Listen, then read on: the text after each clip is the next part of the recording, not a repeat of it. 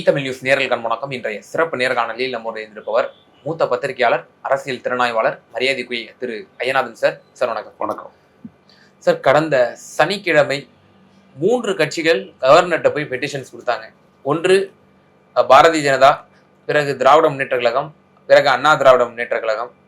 இதுல ஆளுநர் தனக்கு அதிகாரத்துக்கு உட்பட்டு சட்ட ரீதியான நடவடிக்கை எடுக்கணும், ஆர்டிகல் 167 படி நடவடிக்கை எடுக்கணும் அப்படின்னு சொல்றாரு. ஸோ எப்படி பாக்குறீங்க?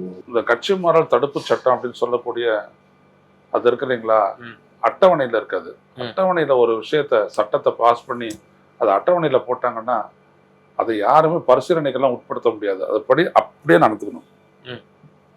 அதன்படி பார்த்தீங்க அப்படின்னோம்னா, எப்போ விஜய்க்கு ஆதரவாக கடந்த 13ஆம் தேதி அதிமுகவினுடைய உறுப்பினர்கள் 25 பேர் ஓட்டு போட்டாங்களா விஜய்க்கு ஆதரவாக, அப்பயே அவங்களுடைய பதவி போயிடுச்சு.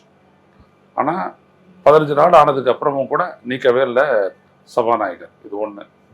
ரெண்டாவது, அவங்களுடைய பதவி போயிட்டு அவங்கள என்ன பண்ணுறாங்க, இவங்க கன்வின்ஸ் பண்ணி கட்சி மாறு செய்து அவங்களுடைய பதவியை ராஜினாமா செய்கிற மாதிரி ஒரு ட்ராமா ஒன்று போடுறாங்க. இவரும் அந்த இதெல்லாம் ஏற்றுக்கிறாரு. இதெல்லாம் எதிர்த்து தான் நீதிமன்றத்தில் வந்துட்டு கேஸ் இருக்குது. இந்த அடிப்படையில் தான் இவங்கெல்லாம் தேர்தலை எதிர்பார்த்து செஞ்சாங்க. ஆனால் தேர்தல் மற்ற மாநிலங்களில் ஒரு நாடாளுமன்ற தொகுதிக்கு 3 சட்டமன்ற தொகுதிக்கு நடக்குது. ஆனால் தமிழ்நாட்டை பற்றி அறிவிப்பே வரல. ஆமாம், வரல. ரொம்ப சிம்பிள்.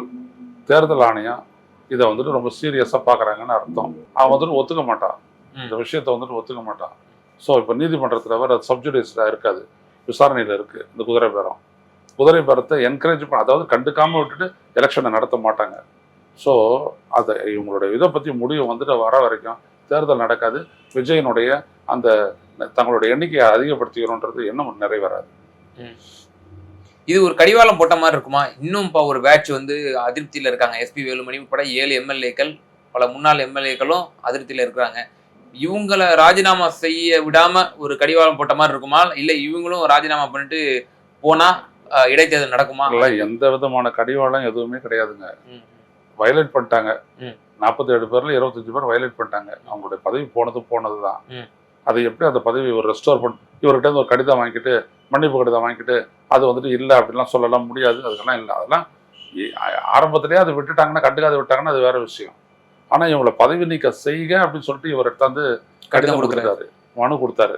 அதை ஏற்றுக்கிட்டு உடனே 15 நாட்குள்ள முடிவு எடுக்கணும். அது 13 to 15 28ஆம் தேதி அவர் செஞ்சுருக்கணும். செய்யலை, விட்டுட்டாரு. இத்தனைக்கும் பத்திரிகையாளர்கள்லாம் வர சொல்லிட்டு ஆனால் கடைசியில் சந்திக்கவே இல்லை. அந்த மாதிரி பண்ணியிருக்காரு. ஸோ இது எப்படி அப்படின்றத வந்துட்டு நீதிமன்றத்தில் எனக்கு சொல்லி உறுதிப்படுத்தணும். அது வரைக்கும் மற்றபடி எதற்கும் வாய்ப்பு இல்லை. இதில் என்ன முறைன்னா, 25 பேர் எதிர்த்து வாக்களிச்சாங்க. யார் சட்டப்பேரவையினோட குழு தலைவர்னு சபாநாயகர் இன்னும் அங்கீகரிக்கல. அதே போல கொறடா யாருன்னு அங்கீகரிக்கல அப்படிங்கிறது ஒரு குறிப்பிடத்தக்க விஷயம். எதிர்த்து வாக்களிக்கிறாங்க. திரு இபிஎஸ் வந்து முதல்ல ஆக்ஷன் எடுங்கன்னு எனக்கு கொடுக்குறாரு. அதுக்கு இடைப்பட்ட நாட்கள்ல ஒரு 4 பேர் ராஜினாமா பண்ணிட்டு போறாங்க. மீதி 21 பேர் இருக்காங்க. அது 21 பேருக்கு மட்டும் நான் வந்து மன்னிப்பு கொடுக்குறேன் அப்படின்னு சொல்லி இபிஎஸ் கொடுத்துக்கிறாரு. இபிஎஸோட கடிதத்தை அங்கீகரிக்கிறார் சபாநாயகர். நீங்க தலைவர்னு நீங்க இபிஎஸ் நீங்க அங்கீகரிக்கவே இல்லை, அப்போ அவரோட கடிதத்தை நீங்க அந்த இடத்துல மட்டும் நீங்க எப்படி வந்து ஏத்துக்கலாம்? அப்போ பல சட்ட சிக்கலும் இதுல உள்ளடங்குற மாதிரி. ஆமா, அதாவது நீங்க அங்கீகரிக்கிறதுனால ஒரு கட்சியோ ஒரு தலைவனோ உண்மையில ஆக்க போறது இல்லை. யாரு இந்த ஜெயிச்ச எல்லாருடைய ஃபார்ம் பில்ல கையெழுத்து போட்டது? Edappadi K Palaniswami. There ends the matter. அதுதான் நீங்க பார்க்கணும். அவர் தான் தலைவர். அவர் நியமிக்கிறவர் தான் வந்துட்டு கட்சியினுடைய கொறடா. புரியுதுங்களா? அதனால அந்த இடத்துலயே வந்துட்டு சபாநாயகர் வந்துட்டு தவறு பண்ணி விட்டாரு. என்ன செய்யறாங்க நீதிமன்றத்தை பார்க்கணும். நீதிமன்றமும் தேர்தல் ஆணையம் தான் முக்கியம். இதுல சபாநாயகரோட நடவடிக்கை அப்பட்டமா ஒரு துஷ்பிரயோகமா இருக்கா, அப்பட்டமா ஒரு பயாஸ்டா இருக்கா? இது எப்படின்னா ஹக்கீம், அரசமைப்பு ஒரு சட்டம் அப்படின்றது வந்துட்டு that never goes for a walk or sleep. சட்டம் தூங்கவும் போடாது, அடிச்சுமா எங்கேயாவது போயிட்டு வராது, இல்லாத போயிடாது. It cannot be an absence. எப்பொழுதுமே சட்டம் வந்துட்டு plays an active role only. அதன்படி பார்த்தோம்னா அரசமைப்பு அரசமைப்பினோட 10வது அட்டவணையின்படி இவர் நடவடிக்கை எடுத்தாகணும். இவரும் கான்ஸ்டிடியூஷன் படி தானே வந்துட்டு சத்தியபிரமாணம் எடுத்துக்கிட்டு உட்கார்றாரு இவர். அதனால இவரையும் அது கட்டுப்படுத்தும். இதை கட்டுப்படுத்தாத அது பண்ணவே பண்ணாது. ஆனால் அதுபடி இவர் செயல்படலை, சபாநாயகர் செயல்படலை. அதான் முக்கிய கூறு. என்ன பண்றாங்கன்றத பார்ப்போம். அதே போல சார், இப்போ திராவிட முன்னேற்ற கழகம் வச்ச முக்கியமான பல சார்ஜஸ் என்ன பார்த்தோம் அப்படின்னா, எங்க எம்எல்ஏக்களையும் வந்து பேரம் பேசினாங்க, அதையும் நாங்கள் கொடுத்துருக்குறோம். இதே சாராம்சம் தான் அண்ணா திராவிட முன்னேற்ற கழகத்தினுடைய சார்பில் அக்ரி கிருஷ்ணமூர்த்தி அவர்களும் ஐஎஸ் என்பதுரையும் வச்சாங்க. அவர் வெளியே பிரஸ் மீட்ல ஒரு இன்னொரு 2 விஷயம் முக்கியமான பாயிண்ட் அவுட் பண்ணி சொன்னார். அது கேள்வியை கேட்கலாம்னு நினைக்கிறேன். ஒன்னு, ஜான் ஆரோக்கியசாமி மற்றும் மற்றொரு விஷ்ணு ரெட்டி ஆகியோர் கேபினெட் கலந்தாலோசனை கூட்டத்தில் எப்படி அவங்க பங்கேற்கலாம் அப்படிங்கிற ஒரு கேள்வி வைக்கிறாரு. இது முதல்ல பங்கேற்கலாமா? முதல்ல எப்படி இல்லை, அதெல்லாம் வாய்ப்பு இல்லை. நீங்க ஒரு பொசிஷன் கொடுக்கணும் அவங்களுக்கு, சட்டப்படியான ஒரு பொசிஷன் கொடுத்துருக்கணும், அதை அவங்க ஏத்துக்கிறணும். ஓகே, அவர் ஏத்துக்கிட்டதுல வந்து அவங்க ஒரு கடிதத்தில் வந்து நம்ம கையெழுத்து போட்டு என் ரிப்ளை நான் அக்செப்ட் பண்ணிக்கிட்டேன் அப்படின்றத கொடுக்கணும். அதுவும் ஒரு ஓத்து தான், ஆக்ட் ஆஃப் ஓத்து தான். அது அவங்க அந்த மாதிரி இல்லாத பட்சத்தில் அரசமைப்பு ரீதியாக தமிழக அரசனுடைய அங்கம் அப்படின்ற ஒரு இடம் அவங்களுக்கு தரப்பட்டிருந்தால் அது வேற. தரப்படாத நிலையில் அவர்கள் வந்துட்டு தலைமை செயலகத்தில் வந்துட்டு அரசனுடைய ஒரு இடத்துல வந்துட்டு அவங்க செயலாற்றுவதற்கோ இல்லை அரசனுடைய கோப்புகளை பார்ப்பதற்கோ எந்த உரிமையும் கிடையாது. அப்படி பண்ணாங்க அப்படின்னோம்னா இது வந்துட்டு விஜய் எடுத்த அந்த அரசமைப்பு சட்டத்தின் கீழ் அவர் எடுத்த வந்துட்டு உறுதிமொழிக்கு எதிரானது. விஜய் மேல நடவடிக்கை எடுக்கலாம். இது அவர் என்ன சொல்றாரு, 1991 திமுக ஆட்சி எதனால கலைக்கப்பட்டது? அரசனுடைய ரகசியங்களை வந்து வெளியே வந்துருச்சு, கசிஞ்சிருச்சு அப்படிங்கிற பேர்ல தான் வந்து லீக் பண்ணாங்க, அப்படிங்கிற பேர்ல தான் கலைச்சாங்க. இதுவும் அரசினுடைய ரகசியத்தை எப்படி வந்து ஒரு அரசு சாராத ஒரு நபர் 2 நபர்கள் வந்து எப்படி கையாளலாம் அப்படிங்கிற ஒரு விஷயத்த பாயிண்ட் அவுட் பண்ணி சொல்றாரு. பத்திரிகையாளர் மேலும் துருவி கேள்வி கேட்கறாங்க, சட்ட ரீதியா என்ன செய்ய முடியும்ட்டு. At the end of the day எக்ஸ்ட்ரீமா ஆளுநர் 356க்கு அந்த ஆர்டிகிள அவங்க வந்து மத்திய அரசுக்கும் இதுவும் அனுப்பலாம் அப்படின்ற ஒரு இதை சொல்றாரு, பரிந்துரையா அனுப்பலாம் அப்படின்னு சொல்றாரு. அதுக்கு வாய்ப்பு இருக்கா? எப்படின்னா 356 வந்துட்டு complete break down of constitutional machinery in a particular state and with the recommendation of the governor of that particular state the said government can be dismissed from power. அதான் 355 admonishing. அப்படி கண்டிக்கிறது இப்படிலாம் நீங்கள் பண்ணக்கூடாது அப்படின்னு என்ன செய்ய போகிறாங்கன்றதை பொறுத்திருந்து பார்ப்போம். இங்கே என்ன அப்படின்னோம்னா அந்த சிஎம்க்கு வந்துட்டு வந்திருக்க குற்றச்சாட்டு என்னென்னா முக்கியமானது, டிஜிபி அலுவலகத்தில் வந்துட்டு இந்த நாட்டில் நடக்கக்கூடிய பல்வேறுபட்ட நிகழ்வுகளை பற்றியோ அல்லது நடக்க இருக்கக்கூடிய நிகழ்வுகள் பற்றியோ ஒரு அட்வைசரி வந்துட்டு ஆளுநர் சீஃப் மினிஸ்டருக்கு போகும். அது அவர் தவிர வேறு யாருடைய பார்வைக்கும் கிடையாது. That is not for public consumption R for anybody. அதை வந்துட்டு இப்படி போகிறாங்க இவங்க விஷ்ணு ரெட்டியும் பாக்குறாங்க. பார்த்துட்டு தான் வந்துட்டு அது அங்க வருது, இது ரொம்ப தப்பானது அப்படின்னு சொல்லிட்டு இது உளவு பிரிவு தலைவராக இப்போ நியமிக்கப்பட்டிருக்கக்கூடிய அஸ்ரா கார்கு அவர் வந்துட்டு இதை கண்டிச்சு தான் அவர் வந்துட்டு என்னை வந்துட்டு மாத்துங்க அப்படின்னு அவர் கேட்டதாகவும் ஒரு செய்தி. எஸ், அவர் சென்ட்ரலுக்கு நான் போறேன். ஆமா ஆமா ஆமா, ஏன்னா இது யாருக்கிட்டே இல்ல போகுது, அது அந்த மாதிரி அவர் அனுமதிக்க மாட்டாரு. ஆமா ஆமா ஆமா, அது ரொம்ப தவறா போயிடும் அப்படின்றது அவரு பேருக்கு களங்கம் ஏற்பட்டுரும். அதனால அவர் வந்துட்டு புறப்படுறாரு. அது மாதிரி ஒரு விஷயம் நடக்குது. அதனால இது வந்துட்டு ரொம்ப சீரியஸான விஷயம். இதைத்தான் வந்துட்டு எல்லாரும் போயிட்டு ஆளுநர்கிட்ட கொடுத்துருக்காங்க, being the constitutional head of the state. அவர் என்ன பண்றாருன்றதை பார்ப்போம். ஏன்னா அதுக்கு முன்னாடி அவர் வந்துட்டு போயிட்டு ஒரு முறை அமித்ஷாவை சந்திச்சு வந்துட்டாரு. அமித்ஷாவுக்கு வந்துட்டு ஒரு கிறிஸ்டியன் தமிழ்நாட்டுடைய முதலமைச்சராக இருக்கிறது அவருக்கு பிடிக்கல. அது அங்க ஒரு கதை. ஓகே, ஆமா, மோடிக்கு தேவை அதிமுக ஒழிஞ்சிடணும், அதுக்கான வேலை தான் விஜய் கொண்டாந்துச்சது. இவர் என்னன்னா இப்படி விஜய் வந்துட்டு இருக்கிறார், அப்புறம்ட்டா அவரை ஒத்துக்க கூடாது அப்படின்னு சொல்லிட்டு அதை கிளீன் பண்ணணுன்றது அவர் ஏதோ சீரியஸா இருக்கிற மாதிரி கேள்விப்படுறேன் நான். எப்படி படுதுன்னு பார்ப்போம். சார், இப்போ ஒரு பக்கம் இவங்க குதிரை பேரம் அப்படிங்கிற சார்ஜஸ் தொடர்ந்து முன்வைக்கப்படுது. இவங்க பதில் விமர்சனமா திமுகவின் மீதும் அதிமுக மீதும் இவங்க தான் எங்க எம்எல்ஏக்களை இது பண்ண பாக்குறாங்க அப்படின்ற ஒரு இதை வைக்கிறாங்க. ஒரு ஆதங்கப்பட்டு ஒரு பிரஸ் மீட் கொடுத்திருந்தாரு. அதே பிரஸ் மீட்ல ஐஎஸ் என்பதுரை எப்படி இந்த சட்டமும் இந்த கான்ஸ்டிடியூஷனல் அத்தாரிட்டியா இருக்கக்கூடிய கவர்னரும் பார்த்துக்கிட்டு எப்படி சும்மா இருக்கிறீங்க, அதை நான் வலியுறுத்த தான் மீண்டும் நாங்க வலியுறுத்துறோம் அப்படின்னு சொல்லி ரொம்ப வெந்து போய் அவர் வந்து அந்த பேசுறதை நம்மளால பார்க்க முடியும். ஆமா ஆமா, அவர் நொந்து போயிட்டு அவர் சொல்றதற்கு காரணம் என்ன அப்படின்னு கேட்டீங்க அப்படின்னா ஒரு பிளேம் கேம் மட்டும் பண்றாங்க. இப்போ இவங்களுடைய சட்டப்பேரவை பலத்தை இவங்க உயர்த்திக்கிறதுக்கு இன்னும் ஒரு 5-6 பேர் இருந்தாங்கன்னா போறோம். ஏன்னா கட்சி மாறிடுறாங்க.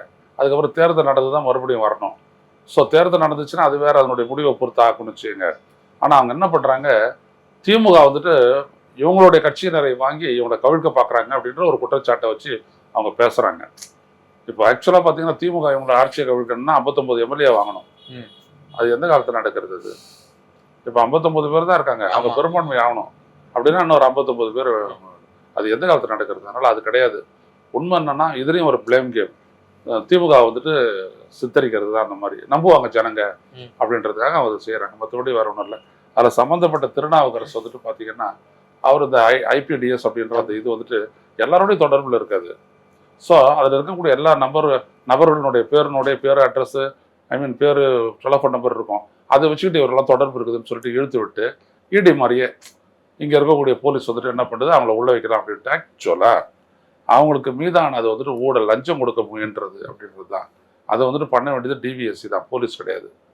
ஸோ இதுவே வந்துட்டு பார்த்தீங்கன்னா டெக்னிக்கலி இது ஒரு முரண் அப்படின்ட்டு தான் சொல்லிட்டு அவர் திமுகனுடைய சட்டத்துறை செயலர் வந்துட்டு சொல்லியிருக்காரு. என்ன செய்யறாங்கன்றது பார்ப்போம். இறுதியான எனக்கு ஒரே ஒரு கேள்வி. சனிக்கிழமை 3 கட்சிகள் நான் மேற்கொண்டு காட்டினபடி போய் சந்திச்சாங்க கவர்னரை. இதை தோழர் பே. சண்முகம் என்ன சொல்றாருன்னா, இதுல எனக்கு சந்தேகம் இருக்கு. பிஜேபி போய் கவர்னரை சந்திச்சதுல எனக்கு ஒன்றும் பெரிய ஆட்சேபனை இல்லை.